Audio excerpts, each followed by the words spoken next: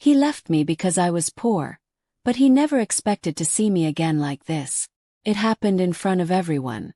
Daniel leaned back in his chair, his designer watch catching the light, and said loud enough for the waiter and half the restaurant to hear.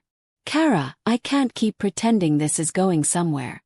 I need someone who matches my ambition. And well, you just don't. Froze. My hand still clutched the check I'd offered to split, even though I could barely afford it. People turned to stare. Couple whispered. Daniel smirked like he'd just done something noble. You deserve someone simpler, he added, standing up. When he walked out, he left me with the bill and a room full of pity. I couldn't even breathe. I just sat there, staring at the half-empty wine glass, my reflection trembling in it. That night, in my tiny apartment, I whispered to myself, he'll regret this. And I meant it, not out of spite, but because I knew I'd never let this be my ending. Cut to soft piano. Kara's voice grows steadier. My name is Kara Brooks, and this is how I rebuilt my life from ashes. The next morning I was fired. My boss said the company was downsizing, but we both knew the truth. Daniel's father owned half the firm. I packed my things in silence. My only friend there, Mia, hugged me tight and whispered, You don't deserve this, Kara. You're the best analyst we've got. But best didn't matter when money and connections ruled everything. I spent the next week applying everywhere. No luck. My rent was overdue. My fridge was empty. I even started pawning my clothes. At night, I'd stare at Daniel's Instagram. His new girlfriend, Tiffany, draped in luxury and captions like, Some people are born for success. I wasn't born for it. I'd have to build it from scratch. That night, I wrote one sentence in my notebook.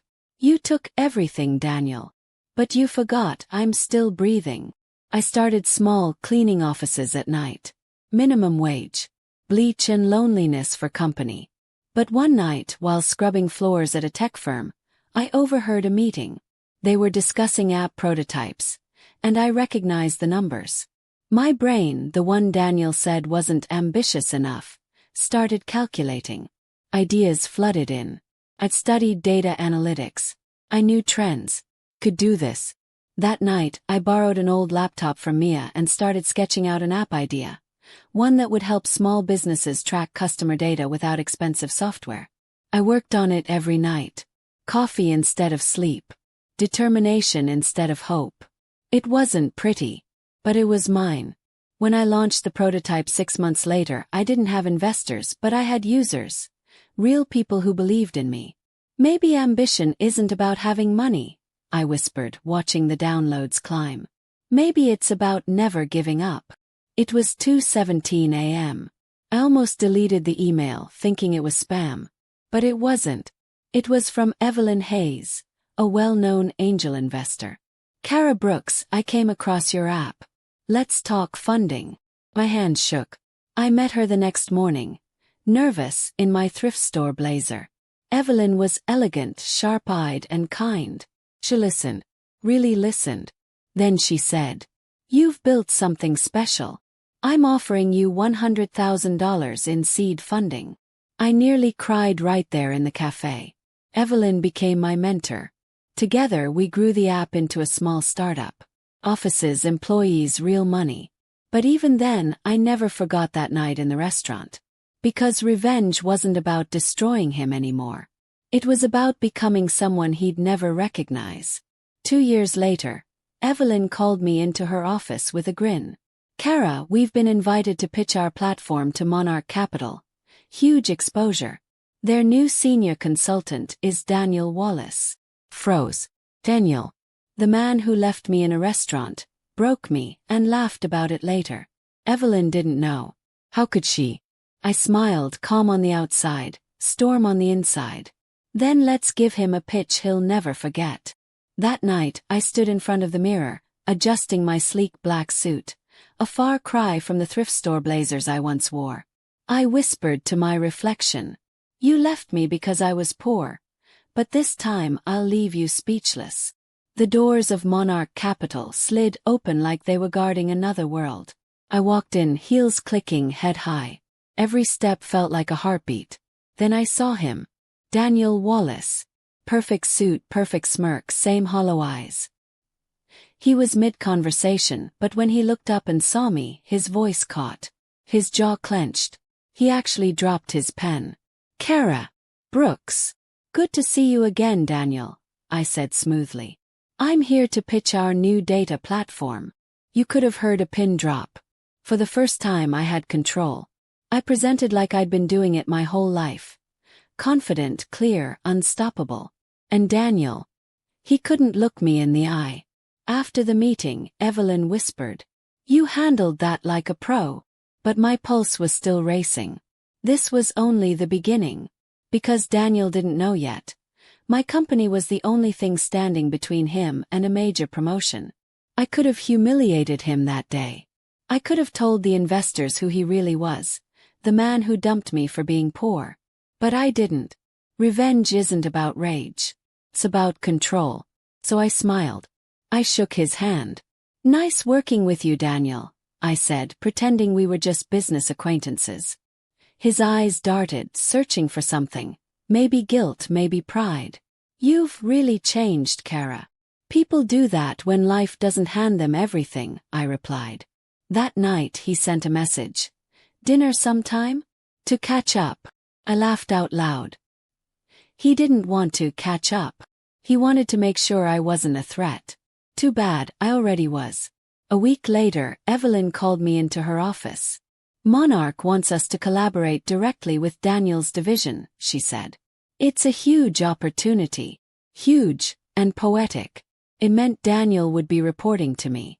At our first joint meeting, he tried to dominate the conversation. "With all due respect, Kara," he said, "this strategy might be too ambitious." I leaned forward. "Ambition isn't the problem, Daniel. Fear is." The room went silent.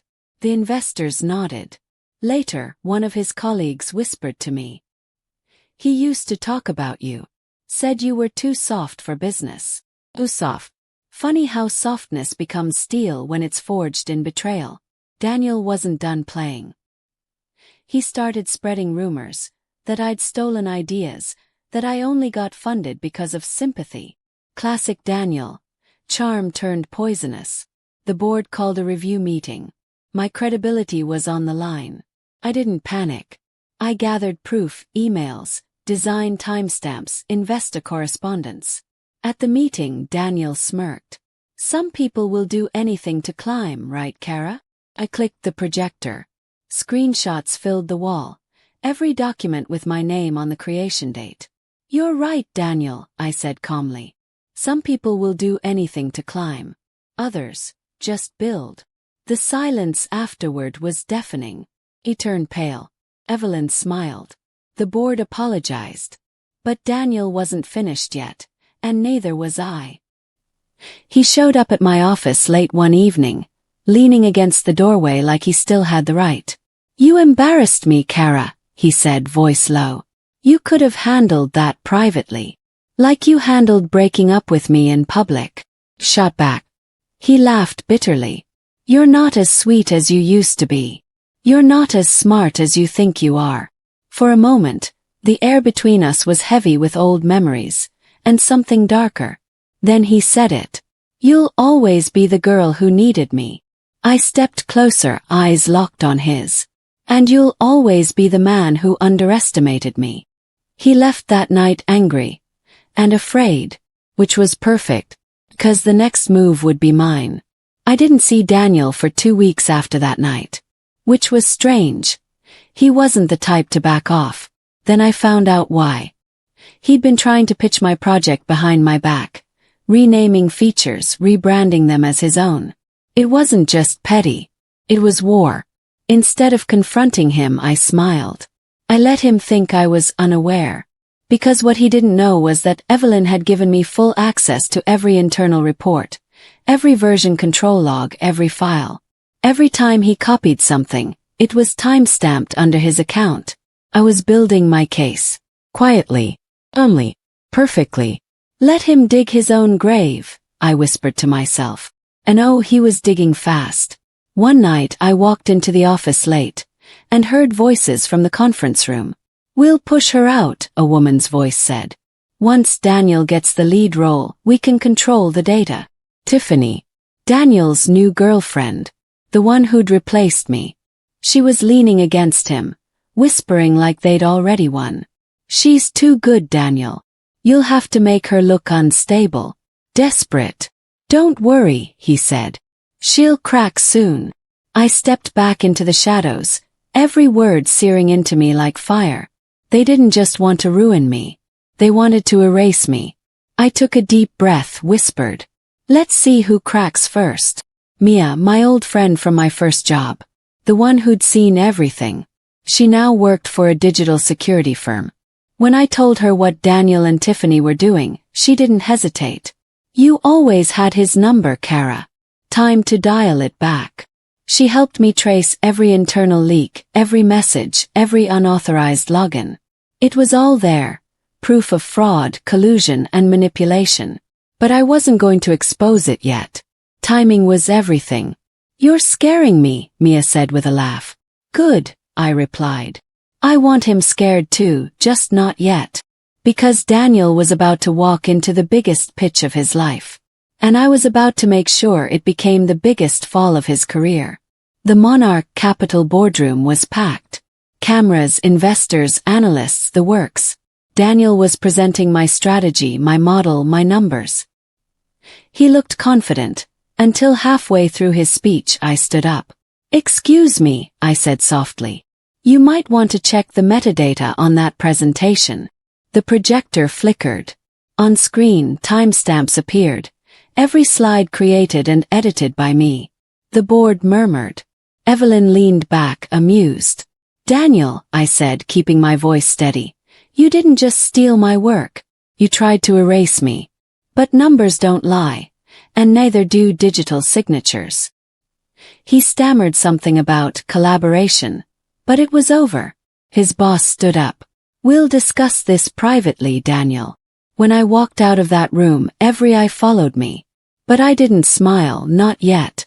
This was only the beginning of his fall. After the boardroom disaster, Daniel vanished from the office for a few days. When he came back, he looked different. Desperate. He cornered me near the elevator.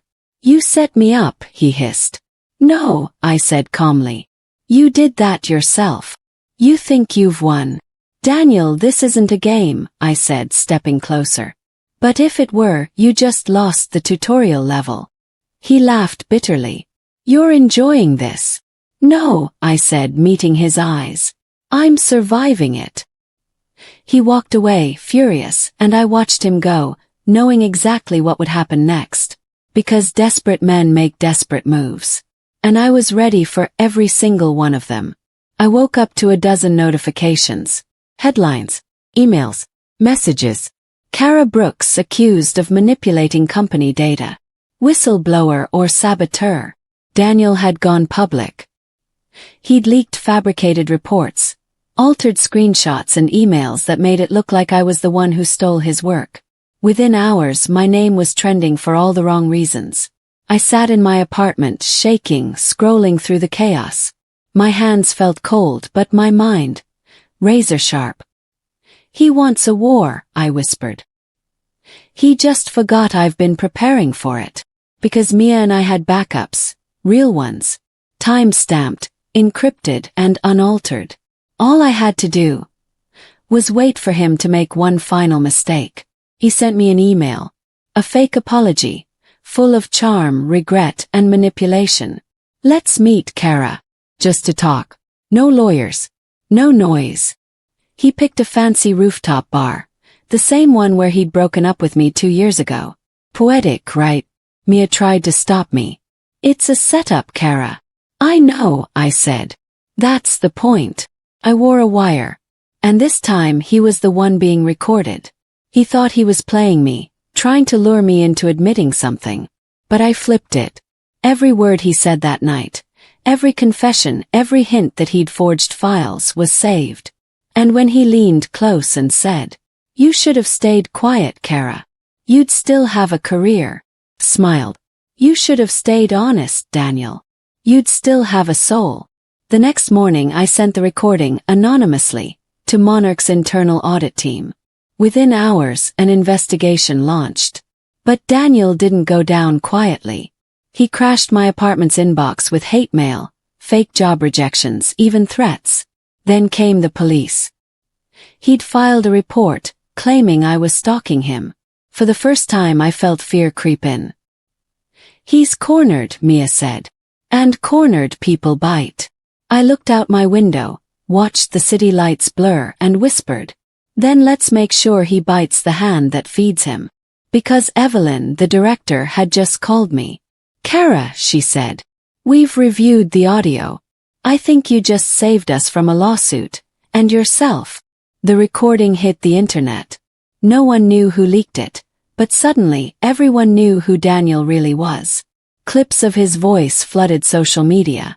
"You should have stayed quiet, Kara." People turned it into memes, reaction videos, quotes. His reputation was crumbling in real time. But what no one knew was that Daniel still had one card left: my past. He found old messages, pictures, private details, and threatened to leak them. When I confronted him, he smirked. "Fair trade, right? You took my image. I take yours." I looked him straight in the eye and said, "You've already lost yours, Daniel. This is just noise now." He didn't realize. I'd already encrypted my entire digital trail. If he tried to leak anything, it would trace straight back to him. Daniel pressed send. He thought he was exposing me. Instead, every file rerouted through the cyber monitoring firewall Mia and I had planted. Within seconds, Monarch's security team got the alert, originating from Daniel's laptop. He was caught red-handed distributing confidential data. They escorted him out of the office that same afternoon. And for the first time in years, I saw him without that smug confidence. It was fear. "You planned this," he said, his voice shaking. "No," I replied softly. "You did. I just watched you finish it." When the elevator doors closed on him, I didn't smile. I didn't celebrate. I just exhaled, long, deep, and silent. Because justice isn't loud. It's quiet, precise, and irreversible. The office felt hollow. No shouting, no rumors, no Daniel. Just the faint hum of computers and people pretending nothing had happened. Evelyn called me in. She looked at me like she'd just seen a ghost. "You were right, Kara," she said quietly. He'd been covering up more than we knew. I expected relief. Maybe pride. But all I felt was empty. Because revenge doesn't echo the way pain does. It's quieter, like the sound after thunder. When I got home, Mia poured 2 glasses of wine and said, "You won, Kara. Why do you look like you lost?" I smiled weakly. "Because I didn't just beat him, Mia. I became someone I don't even recognize." My phone buzzed past midnight. Private number. I almost ignored it, but something in my chest said pick up. "Kara." His voice was cracked, broken. I could hear traffic, maybe police sirens. "You destroyed me," he said. "No, Daniel. You destroyed yourself." There was silence. Then he laughed, bitterly. "Maybe. But you're still thinking about me, aren't you?" Froze. Because he was right. Not in love, not in pain, but in presence. He still occupied a space in my mind. "Not for long," I whispered and hung up. That night I deleted every message, every file, every reminder of him. And as I pressed erase all, it felt like cutting a chain from my soul. 3 months later, Monarch won an industry award for innovation. Evelyn insisted I attend. I walked in wearing a sleek black dress, hair down, confidence rebuilt. People whispered, "The woman who exposed the fraud, the one who rebuilt Monarch's system." But when they called my name on stage, my throat tightened. Because there among the crowd I saw him, Daniel, sitting in the shadows at the back, watching. Our eyes met just for a second. No hate, no words, just silence. He looked small, defeated. I realized then that revenge had already done its job, not through destruction but through distance. After the event, I drove to the ocean, the same place I used to go when things got hard. The waves were cold and wild, Just like that night he'd left me. I took a deep breath and said out loud, "You were my lesson, Daniel. Not my ending." For the first time in years I cried.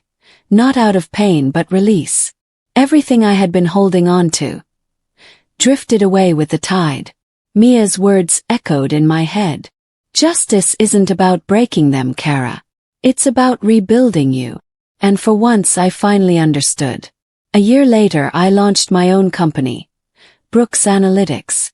Independent, transparent, woman-led. Investors came. Clients trusted us.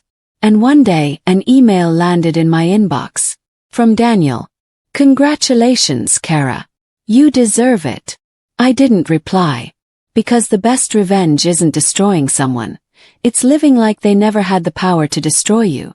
I closed my laptop, stood by my office window, and smiled at the skyline. "He left me because I was poor," I whispered to myself. "But he never expected to see me again like this." Never chase revenge. Build success so powerful that it becomes your silence's loudest echo.